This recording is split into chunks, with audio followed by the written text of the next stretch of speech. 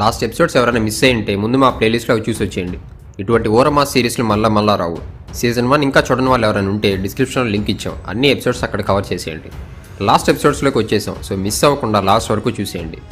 Episode 8లో యూపీకి next CM ఎవరు, JP యాదవ్ని ఎవరు స్కామ్లో ఇరికించారు అనే సస్పెన్స్తో ఎండ్ అవుతుంది. ఎపిసోడ్ 9కి ఎంటర్ అయితే బీనా ఒక మగబిడ్డకు జన్మనిస్తుంది.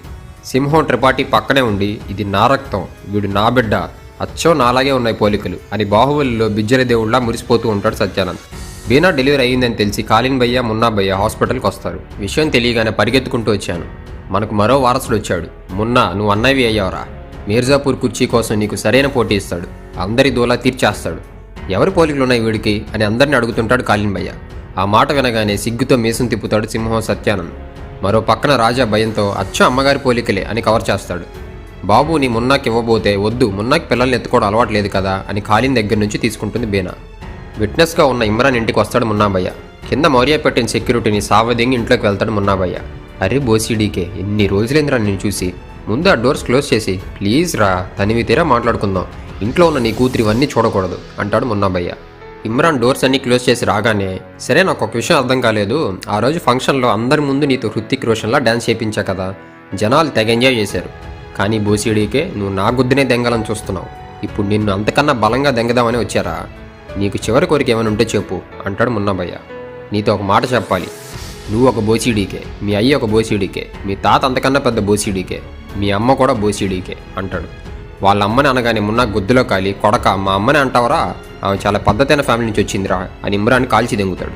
సూర్యప్రతాప్ యాదవ్ పిఏ ఆనంద్ హెల్ప్ తీసుకొని జరీనాతో జేపీకి స్కెచ్ వేసింది మరెవరో కాదు, కాలిన్ భయ్యానే. నువ్వు చేసిన పనికి అడిగిన దానికన్నా ఎక్కువ ఇస్తున్నాను అని జరీనాతో అంటాడు కాలిన్ భయ్య. ఇది నాకు పెద్ద సహాయం కాదు, మనం అనుకున్నట్టు రెండో డీల్ మర్చిపోకు, నాకు మీ పార్టీ నుంచి అఫీషియల్గా ఎంట్రీ, లైఫ్ టైం రెస్పెక్ట్ రెండూ కావాలంటుంది జరీనా. ఇమ్రాన్ని ఎవరో చంపేశారని మౌర్య కాల్ వస్తుంది. ఉన్న ఒక్క స్ట్రాంగ్ విట్నెస్ కూడా చనిపోయాడని గుద్దులో కాలి తన దగ్గరే ఉన్న లారీ డ్రైవర్ని సావదెంగుతాడు మౌర్య. రోజు మౌర్య పెట్టే టార్చర్ భరించలేక లారీ డ్రైవర్ కూడా పక్కనే ఉన్న నీళ్ళ తొట్లు దూకి చనిపోతాడు. ఇద్దరు విట్నెస్లని కాపాడుకోలేకపోయామని బాధపడుతుంటారు మౌర్య, రమాకాంత్ పండిట్. రాజాని తన రూమ్కి పిలిచి, మన బిడ్డని ఎలా అయినా కాపాడుకోవాలి రాజా, ఉన్నది ఒకటే సింహాసనం, కానీ కాలిన్కి ఇద్దరు కొడుకులు, చివరికి ఎవరు మిగులుతారు వాళ్ళే ఆ కుర్చీని ఎక్కుతారు. ఈ విషయం మున్నాకి బాగా తెలుసు. అదే కుర్చీ కోసం సొంత నాన్నని చంపాలని చూశాడు. సవతి తల్లి కొడుకు పెద్ద లెక్క కాదు, నా ప్రాణాలను అడ్డు పెట్టేనా వీడిని కాపాడుకుంటాను, వాడి కోసం కావాలంటే చంపడానికి కూడా నేను రెడీ అంటాడు రాజా. మాధురితో కలిసి క్యాబినెట్ మీటింగ్ పెడతాడు కాలిన్ భయ్య.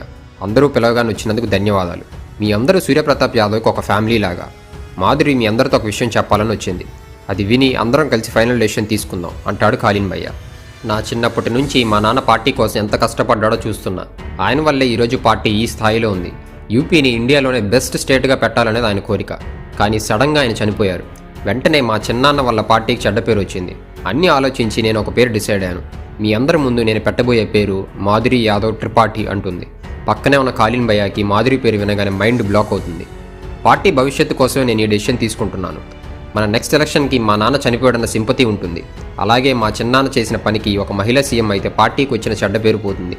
అంతేకాదు, నేను త్రిపాఠి కోడలు కాబట్టి క్యాస్ట్ పరంగా యాదవాస్, బ్రాహ్మిన్స్ ఇద్దరు మన పార్టీకే సపోర్ట్ చేస్తారు. మీ డెసిషన్ చెప్పండి అంటుంది మాధురి.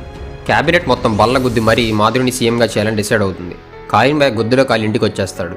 ఇంతలో మన సింహం సత్యానంద్, మాధురి పుట్టుకతోనే పొలిటికల్ ఫ్యామిలీలో ఉంది, నువ్వేమో బిజినెస్ మ్యాన్, నీకు ముందే చెప్పా ఈ రాజకీయాలు పెద్ద మొడ్డలో పంచాయతీ అని, నువ్వే వినలేదు. ఒకటి గుర్తుపెట్టుకో, మాధురి యూపీకి చీఫ్ మినిస్టర్ మాత్రమే, కానీ నువ్వు మీర్జాపూర్కే కింగ్వి, ఆ కుర్చీ నీ గొద్దు నుండి జారిపోకుండా చూసుకో అంటాడు. తన భార్య సీఎం అవుతుందనే గర్వంతో కాలిన్ దగ్గరికి వచ్చి, రేపు సీఎం ప్రమాణ స్వీకారానికి నేను వస్తున్నాను అంటాడు మున్నాభయ్య. నువ్వెందుకు వస్తున్నావు అంటాడు కాలిన్ భయ్య. ఎందుకేంటి, నా భార్య సీఎం అవుతుంటే ప్రమాణ స్వీకారానికి వచ్చి దింగించుకోమని సీఎం ఆఫీస్ నుండి అఫీషియల్గా నాకు ఇన్విటేషన్ వచ్చింది, సో వచ్చి లైవ్లో చూస్తా అని వెళ్ళిపోతాడు మున్నాభయ్య. మున్నా కాలిన్ కొడుకులా కాకుండా మాధురి భర్తగా మారిపోతున్నాడు. పవర్ చేతులు మారకముందే జాగ్రత్తగా ఉండు అని కాలిన్కి ఇంకాస్త గొద్దులో కాలేలా చేస్తుంది బీనా. ప్లాన్ చేసినట్టే అందరి ముందు సీఎంగా ప్రమాణ స్వీకారం చేస్తుంది మాధురి. కాలిన్ భయ్య మాధురి క్యాబినెట్లో మినిస్టర్గా ప్రమాణ స్వీకారం చేస్తాడు. అంతా అయిపోయాక శారద్ మున్నా దగ్గరికి వచ్చి, మీ నాన్న హ్యాపీగా లేనట్టున్నాడు, నువ్వు కొంచెం జాగ్రత్తగా ఉండు, మీ ఫ్యామిలీలో ఫస్ట్ టైం ఆయన కన్నా ఎక్కువ పవర్తో వేరే వాళ్ళు ఉన్నారు, నీకు మాధురి అంత పవర్ ఉంది, ఇప్పుడు కింగ్లా నువ్వే ఎవరి పర్మిషన్ లేకుండా డెసిషన్స్ తీసుకోవచ్చు, నాలాంటి నమ్మకస్తుని పక్కన పెట్టుకో చాలు అంటాడు శారద్. మీర్జాపూర్ కుర్చీ నా గుద్ద కిందకు వచ్చినప్పుడే నేను కింగ్ అవుతానురా, అంతవరకు సీఎంకి మొగుడుగా ఎంజాయ్ చేయడమే అంటాడు మున్నాభయ్య. మాధురిని కలిసి నువ్వు చాలా మంచి సీఎం అవుతావు అనిపిస్తుంది. పొద్దున్న నిన్ను చూసి ఎంతో గర్వపడ్డాను. అన్నీ ఉన్నప్పుడు నీలాంటి వాళ్ళ విలువ తెలియడానికి టైం పడుతుంది. ఈ స్టేట్లో ఎవరికీ రాని అవకాశం నాకు దక్కింది, సీఎంతో ఇలా ఉండటం అని ముద్దుల్లో మునిగిపోతారు మాధురి మున్నాభయ్య. డింపీ గురించి మాట్లాడాలని రమాకాంత్ పండిట్ దగ్గరికి వస్తాడు రాబిన్. నేను వన్ మ్యాన్ ఆర్మీ లాగా క్లయింట్స్ ఫైనాన్షియల్ ఇన్వెస్ట్మెంట్స్ చూస్తూ ఉంటాను. గుడ్డు ఫండ్స్ కూడా నేనే ఇన్వెస్ట్ చేస్తుంటా అంటాడు రాబిన్. గుడ్డు గురించి విన్న వెంటనే డింపీని లోపలికి వెళ్ళిపోమని రాబిన్తో, నువ్వు డింపీని ఎంత లవ్ చేస్తున్నావు నాకు అనవసరం, నాకు గుడ్డు గురించి మొత్తం డీటెయిల్స్ కావాలి. వాడు చేసే బిజినెస్ డీల్స్ అన్ని డీటెయిల్స్ నాకు చెప్పాలి. కానీ ఈ మ్యాటర్ డింపీకి తెలియకూడదు. నువ్వు ఈ ఫ్యామిలీతో కలవాలంటే ఈ పని చేయాలి అని కండిషన్ పెడతాడు రమాకాంత్. రాబిన్ అందుకు ఒప్పుకునేసరికి రమాకాంత్ కూడా వాళ్ళ మ్యారేజ్కి గ్రీన్ సిగ్నల్ ఇచ్చేస్తాడు. లిప్పీని షాబానం బాగా చూసుకుంటుందని గుడ్డు ఇంప్రెస్ అవుతాడు. ఇదే విషయం షాబానంకి చెప్పి కిస్ చేస్తూ ఉంటాడు.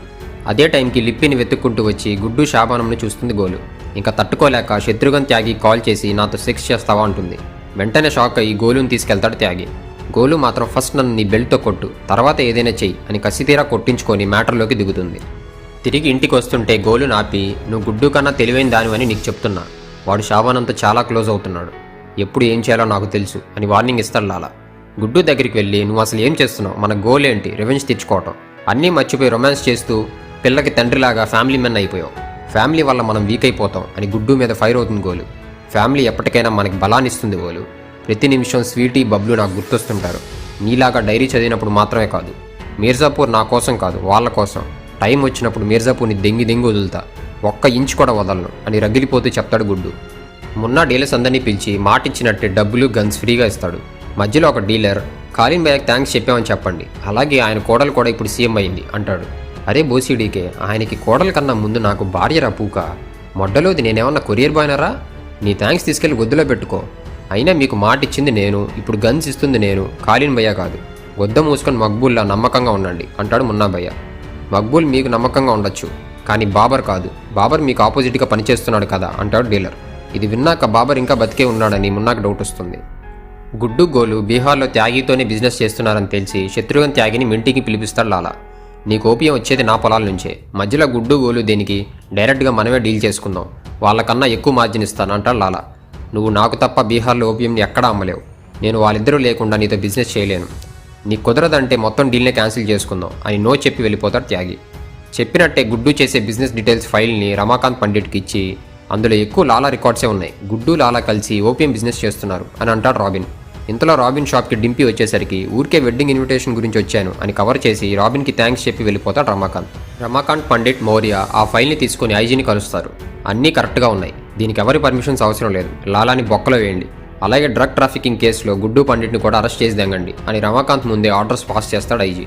రమాకాంత్ని పంపించేసి, సార్ ముందు పట్టుకున్న విట్నెస్లు ఏమయ్యారో తెలుసు కదా, ఇప్పుడు ఆ గుడ్డుని అరెస్ట్ చేసినా తిరిగి బయటకు వస్తాడు, గుడ్డుని ఎన్కౌంటర్ చేసి దెంగుతాడు, నెక్స్ట్ త్రిపాఠి ఫ్యామిలీ మీద అటాక్ చేద్దాం అంటాడు మౌర్య. ఈద్ ఫెస్టివల్ అని వాళ్ళ నాన్నమ్మ దగ్గరికి వస్తాడు బాబర్. ఈ విషయం డీలర్ నుంచి ముందే తెలుసుకున్న మొన్న బాబర్ కోసం వెయిట్ చేస్తూ ఉంటాడు. బాబర్ని చంపే టైంలో మక్బూల్ అమ్మ ఆపడానికి ట్రై చేస్తే ఇద్దరిని చంపి వెళ్ళిపోతాడు మున్నాభయ్య. వెళ్తూ మక్బూల్ డైరీలో అన్ని ధర్మాల్లోకి గొప్పది నమ్మకం, ఎంతో కొంత చెల్లిస్తేనే అది దొరుకుతుంది అని రాసి వెళ్తాడు మున్నాభయ్య. మక్బూల్ వాళ్ళ అమ్మ సమాధి దగ్గర ఉంటాడు. ఖాళీన్ భయ్య సత్యానంద్ వస్తారు.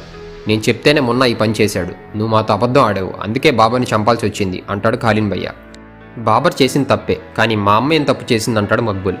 నువ్వు మాకెందుకు నమ్మకంగా ఉంటున్నావు గుర్తుందా, ఎన్నో ఏళ్ల ముందు మీ అమ్మకి ప్రాణభిక్ష వేసిందే నేను, ఇప్పుడు అదే త్రిపాఠి కుటుంబం మీ అమ్మ ప్రాణం తీసిందంతే, ఏం బాధపడకు అని మక్బూల్కి ఇంకా కాలేలా అంటాడు సత్యానంద్. తన మిషన్ గన్ తీసుకొని త్రిపాఠి ఇంట్లోకి ఎంటర్ అవుతాడు మక్బూల్. ఇంతకీ మక్బూల్ త్రిపాఠి ఫ్యామిలీ మీద అటాక్ చేశాడా, పోలీసులు గుడ్డుని ఎన్కౌంటర్ చేశారా లేదా అనేది ఫైనల్ ఎపిసోడ్లో అంటే రేపు తెలుస్తుంది.